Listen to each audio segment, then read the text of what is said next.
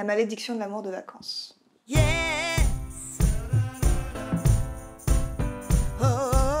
Chapitre 1er, la malédiction. Miguel avait tenté de m'arracher un baiser devant tout le monde.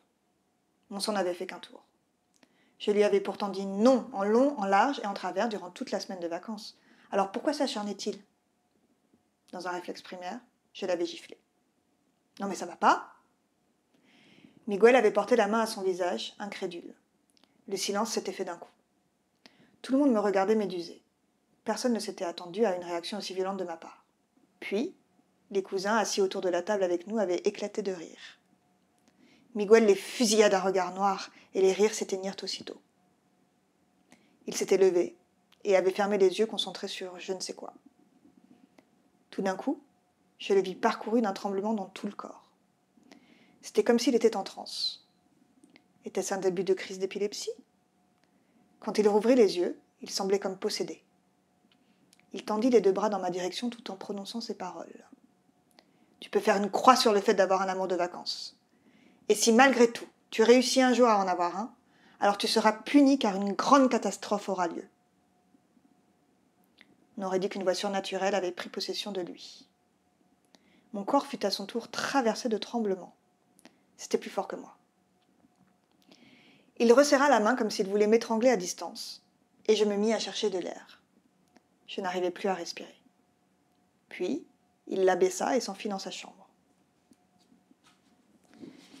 Les tremblements, la sensation d'être étouffée, tout s'arrêta d'un coup.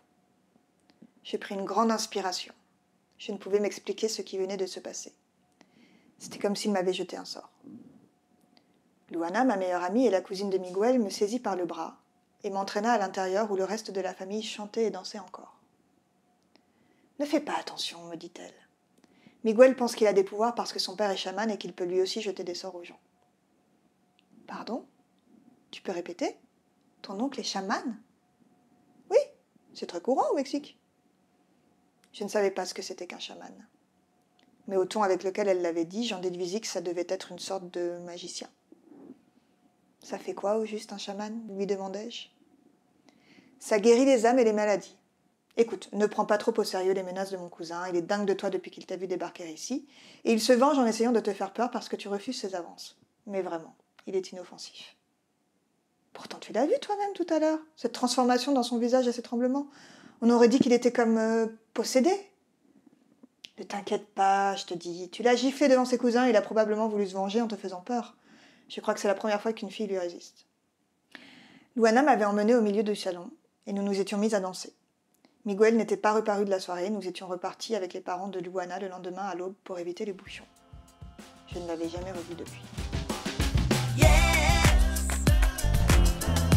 Merci d'avoir regardé cette vidéo. Je te garde encore quelques instants pour te parler de Tipeee, une plateforme qui te permet de devenir mon mécène. Comment ? Tous les mois, je t'offre du contenu exclusif que tu n'auras nulle part ailleurs. Tu peux souscrire un mois, une année ou toute la vie, c'est toi qui vois. Tu peux même à n'importe quel moment te rétracter. N'hésite pas à liker, commenter cette vidéo et à t'abonner à tous mes réseaux. À bientôt.